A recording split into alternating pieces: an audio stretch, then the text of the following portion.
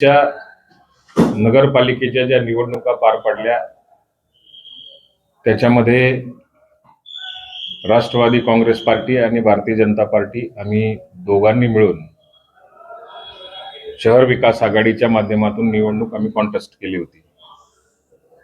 त्याच्यामध्ये आमचा पराभव झाला, पण समोरच्यांनाही पूर्ण यश आलं असंही म्हणता येणार नाही। अपक्षांचं निवडून येण्याचं प्रमाण, आघाडीचं आणि अजून शिवसेनेचं असं जर का बलाबल बघितलं तर राष्ट्रवादी काँग्रेस पक्षाची आणि भारतीय जनता पार्टीच्या आघाडीला जनमानसामध्ये, नगरसेवकांमध्ये एखाद दोन सीट जास्तच दिलेले आहेत। पण जे असलं तरी नगराध्यक्ष आमचा गेला, पराभूत झाला, त्यामुळे आम्ही त्याची हार संपूर्णपणे स्वीकारली आणि जनतेने दिलेला कौल जो असेल तो सर्व मान्य केला। आणि त्यानंतर आपलं विरोधात बसण्याची जबाबदारी दिलेली आहे आमच्या नगरसेवकांना। त्याच्या बाबतीमध्ये आम्ही त्याची जाणीव करून दिली आणि येणाऱ्या काळामध्ये आपण विरोधात बसून सुद्धा आपलं राजकारण करू शकतो, समाजकारण करू शकतो, या दृष्टिकोनातून आम्ही आमची भूमिका स्पष्ट केली। काल शिरीष चौधरीच्या माध्यमातून पालकमंत्र्यांच्या उपस्थितीमध्ये पदग्रहण सोहळ्याच्या निमित्ताने काल जो कार्यक्रम घेतला गेला, नक्की ज्याची सत्ता येते त्याने तो कार्यक्रम घेतलाही पाहिजे आणि तो घेण्यामध्ये त्यांनी त्याचा आनंदही व्यक्त केला पाहिजे। पण ज्या पद्धतीने त्या ठिकाणी शिरीष चौधरीच्या माध्यमातून वक्तव्य केलं गेलं, पहिला विषय त्यांचा होता की विकास अंमळनेरचा झाला का? ते 5 वर्षात अंमळनेरला कधी फिरकलेच नाही। त्यांचं व्यासपीठ ज्या ठिकाणी लावलेलं होतं त्या व्यासपीठाचा खालचा सुद्धा रस्ता अनिल भाईदास पाटलांनीच केला होता।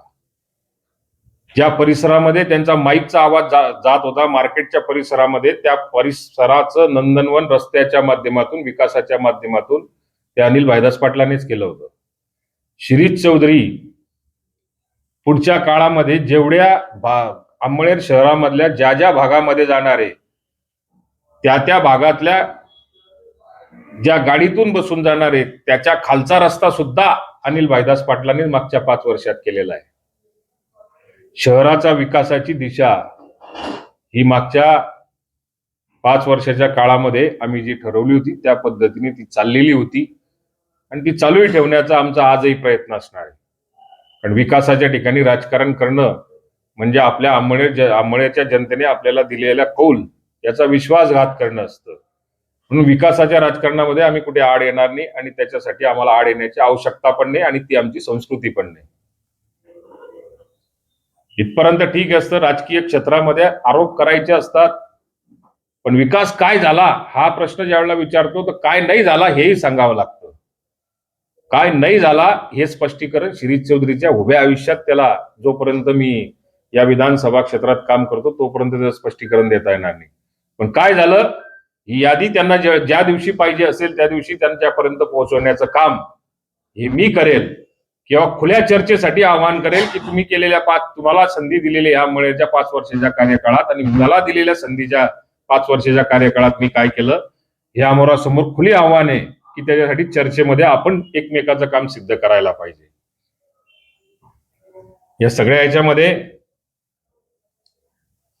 माझी जी पत्नी आहे जयश्री पाटील, हिच्या बाबतीमध्ये त्यांनी ज्या पद्धतीने वक्तव्य केलं, जी अश्लील भाषा वापरली, ही अंमळनेरची संस्कृती नाहीये। अंमळनेरची संस्कृती संत सखाराम महाराजांची ही पावनभूमी आहे, साने गुरुजींची कर्मभूमी आहे, प्रताप शेठजींची ही शैक्षणिक भूमी आहे। या भूमीमध्ये ह्या प्रकारचं वक्तव्य लोकांमध्ये सहन केलं जात नाही। आम्हाला त्या वक्तव्यामुळे एक प्रश्न पडला की व्यासपीठावर बसणाऱ्या लोकांनी त्याच्यासाठी टाळ्या वाजून स्वागत केलं गेलं। समोर बसलेल्या काही ऑडियन्स मधल्या काही लोक, जे काही प्रेक्षक आले असतील त्यांच्यामध्ये टाळ्या वाजवल्या गेल्या आणि ते वक्तव्य असं होतं की आमदाराची बायको ही त्याच्या ताब्यात नाही किंवा आमदाराच्या बायकोचा आमदाराचा कंट्रोल नाही, अशा स्वरूपाचं जे वक्तव्य केलं। मला त्याला हा जाहीर प्रश्न आहे की व्यासपीठावर काही नगरसेविका निवडून आल्या होत्या, व्यासपीठावर काही विविध पक्षाचं काम करणाऱ्या सुद्धा काही महिला भगिनी होत्या. याचा अर्थ त्यांच्या घराने त्यांना जर का राजकीय क्षेत्रात काम करायला संधी दिली असेल, एखाद्याला नगरसेविका म्हणून काम करण्यासाठी घरातल्यांनी प्रोत्साहन दिलं असेल, एखाद्याला राजकीय पक्षामध्ये जबाबदारी पार पाडायची म्हणून त्यांना त्यांच्या घरातल्यांनी साथ दिली असेल, पाठिंबा दिला असेल, एखादी महिला एखाद्या ठिकाणी नोकरी करत असेल, तिच्या घरामधनं त्या नोकरी करणाऱ्या महिलेला समजा जर का प्रेरित केलं जात असेल, याचा अर्थ शिरीष चौधरीने त्याचा अर्थ असा काढावा का त्यांच्या घरातल्यांचा त्यांच्यावर कंट्रोल नाही? ही एक प्रकारची महिलांना सक्षमीकरण करण्याच्या दृष्टिकोनातून जे शासनाच्या वेगवेगळ्या माध्यमातून जे प्रयत्न केले जातात, त्याला ही प्रवृत्ती रोखण्याचं कारण नसतं. ही पुरुष प्रधान संस्कृती ज्याला म्हटली जाते आणि महिलांचा तिरस्कार करायचा, ज्या पुढे जाणाऱ्या महिला आहेत त्यांच्या बाबतीमध्ये अशी जी अपप्रवृत्ती असते समाजामध्ये, याच्यासारखी अनेक असेल अजून, पण ही जी अपप्रवृत्ती असते, या अपप्रवृत्तीला खऱ्या अर्थाने माझा विरोध आहे. मी आपल्याला आपल्या माध्यमांच्या माध्यमातून एकच या ठिकाणी स्पष्ट करतो, या अंमळनेर तालुक्यातल्या महिलांच्या बाबतीमध्ये ज्या ज्या पुढे येत असतील, ज्यांना पुढे यायची इच्छा असेल, अपेक्षा असतील, त्याच्यासाठी आमदार म्हणून माझी जबाबदारी आहे. मी प्रत्येक महिला भगिनीला मला प्रेमाने दादा म्हणतात. अंमळनेर तालुक्यातल्या प्रत्येक बहिणीचा महिला ज्या असतील, मी कोण मला मुलीच्या बरोबरीची असेल, कोणी माझ्या बहिणीच्या बरोबरीची असेल, कोणी आईच्या बरोबरीची असेल, त्यांचा सन्मान ठेवणं एक आमदार म्हणून माझी जबाबदारी आहे. म्हणून ज्या तालुक्यातल्या महिला पुढे येतील, त्या सगळ्या येणाऱ्या तालुक्यातल्या महिलांच्या पाठीमागे उभं राहणं, त्यांना प्रेरणा देणं, त्यांच्यासाठी ताकद उभी करणं, ही जबाबदारी एक लोकप्रतिनिधी म्हणून आमच्यासारखी असते आणि मी ती सदैव पार पाडणार आहे. असे शिरीष चौधरी 56 जरी आले तरी सुद्धा हे कार्य मात्र आमचं काही बंद पडणार नाही. ज्या पद्धतीने त्याने वक्तव्य केलं, एखाद्या महिलेला दाबण्याचा प्रयत्न केला, एक प्रकारची त्याच्या मनामध्ये ती एक भीती आहे की या प्रकारचं जर का काम चाललं तर माझी काही भविष्यामध्ये डाळ शिजणार नाही. मला दुःख या गोष्टीचं वाटतं, टाळ्या वाजवणाऱ्यांचं. कालच्या कार्यक्रमामध्ये ज्यांनी ज्यांनी टाळ्या वाजवल्या असतील, हे आपल्या अंमळनेरच्या जनतेला अपेक्षित होतं का? या अंमळनेरच्या जनतेने हे बघायचं होतं का? जी घाण आपण सगळ्यांनी मिळून, तुमच्या अंमळनेरच्या जनतेच्या आशीर्वादाने ही घाण आपण बाहेर काढलेली होती, परत अंमळनेरच्या जनतेला हेच बघायचं होतं का? आणि बघायचं जर का असेल, मग आम्ही अशा पद्धतीने काम करायचं का? या सगळ्या याच्यामध्ये हा जर का विचार केला तर मात्र मला या गोष्टीचा पश्चाताप किंवा मला त्या गोष्टीचं आश्चर्य वाटायचं की हे वक्तव्य करत असताना गेल्या 35 वर्षापासून मी राजकीय क्षेत्रात काम करतो. गेल्या 30 वर्षापासून माझ्या खांद्याला खांदा लावून माझीच बायको माझ्याबरोबर कोणाच्या सुखात जाते, कोणाच्या दुःखात जाते. माझ्याकडनं समजा जर का कार्यकर्ता दुखावला गेला असेल तर त्या कार्यकर्त्याला जवळ बसून त्याची समजूत काढते. कार्यकर्ता माझ्या घरापर्यंत येत असेल तर त्याला प्रेमाने वागवते. उपाशी असेल तर त्याला एखाद्या वेळेचं जेवण खाऊ घालते, त्याचा आदर सत्कार करते, त्याचा सन्मान ठेवते. परंतु कार्यकर्त्यांना प्रेम देण्याचं काम आज जयश्रीच्या माध्यमातून गेल्या 30 वर्षापासून माझ्या घरामध्ये बघितलं जातंय. मग अंमळनेरच्या जनतेने जर का हे असंच जर का आपण सहन केलं तर मग कोणाच्या सुखात जायचं, कोणाच्या दुःखात जायचं, कोणाचे अश्रू पुसायचे? ज्या अंमळनेर शहरामध्ये वेगवेगळ्या समाजाच्या ज्या मुली फूस लावून पळून जाण्याचे याचेच कार्यकर्ते हे धंदे करतात आणि त्या कार्यकर्त्यांना त्या कुटुंबाची ज्या वेळेला आवश्यकता असते मदतीची, त्या मदती करता माझीच धर्मपत्नी म्हणजे जयश्री पाटील पोलीस स्टेशन पर्यंत जाते, त्या आईवडिलांबरोबर थांबते, त्या आईवडिलांना समजूत घालते, पोलिसांना रिक्वेस्ट करते, मुलीला समजवायचा प्रयत्न करते. परंतु काही ठिकाणी यश येतं, काही ठिकाणी अपयश येतं. हे सामाजिक कार्य जर का करत असेल तर मात्र अशा कार्याला अंमळनेरच्या जनतेला हे कार्य नको आहे का? हे कार्य जर का असंच चालू ठेवायचं का नाही ठेवायचं, हा माझ्या समोर खऱ्या अर्थाने प्रश्न पडला. का तर हे वक्तव्य केल्यानंतर काही लोकांनी त्या ठिकाणी ज्या टाळ्या वाजवल्या, परंतु त्याच्यात अजून एक गोष्ट महत्वाची होती, काहींनी टाळ्या वाजवल्या पण काहींना त्याचं वाईट सुद्धा वाटलं. ही खऱ्या अर्थाने अंमळनेरची दुसरी संस्कृती सुद्धा आहे. अंमळनेरच्या सर्वच नागरिकांना ते त्या ठिकाणी बसणाऱ्यांना तर आवडेलच असं काही म्हणता येणार नाही, पण टाळ्या वाजवणारे जे होतात ते टाळ्या वाजवणारे ते कडगोळं जे असतं ते कडगोळं आता कुठेतरी बाहेर यायला लागलेलं आहे. गेल्या 10 दिवसामध्ये नगरपालिकेचा निवडणूक संपल्यानंतर जसं त्यांना विजयाचं आश्चर्याने जो विजय प्राप्त झाला, त्या आश्चर्याच्या विजयानंतर अंमळनेरच्या जनतेने 10 दिवसामध्ये बघायला सुरुवात केली. 5 वर्ष मला प्रयत्न करून अंमळनेरची गुंडगिरी, अंमळनेरचे धंदे, काळे धंदे हे सगळे बंद करण्याकरता मला 5 वर्ष लागले. 10 दिवसामध्ये आता त्याची बॅनर, त्याचे पोस्टर, त्या तलवारी, त्याची त्या टाईपची ती गुंड प्रवृत्तीचे लोक जे बिळामध्ये घुसलेले होते ते आता 10 दिवसामध्ये बाहेर यायला लागलेले आहेत.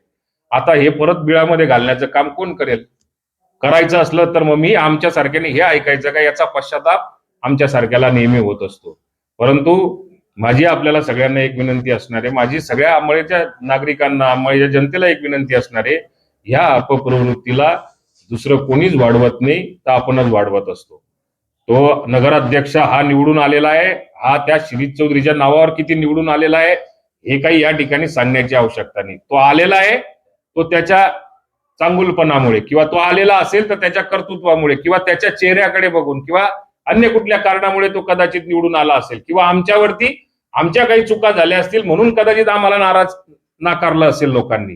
शिरीष चौधरीच्या चेहऱ्याकडे बघून हा उमेदवार निवडलेला नाहीये असो, पण त्यांच्या पक्षाचा होता म्हणून त्यांनी त्याचं क्रेडिट घेणं ते क्रमप्राप्त असतं आणि ते क्रेडिट घ्यावं. पण याचा अर्थ असा नाहीये की कुठल्याही महिला भगिनी असेल त्यांची आबरू काढणं, त्यांना विचित्र बोलणं, त्यांच्यावर आरोप प्रत्यारोप करणं, हे जे धंदे जे आहेत, ही जी संस्कृती जी आहे, ही संस्कृती अंमळनेरच्या जनतेने यापूर्वीच बघितलेली होती.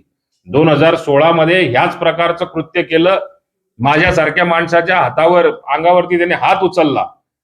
त्यावेळेला कदाचित माझा घातपात झाला असता.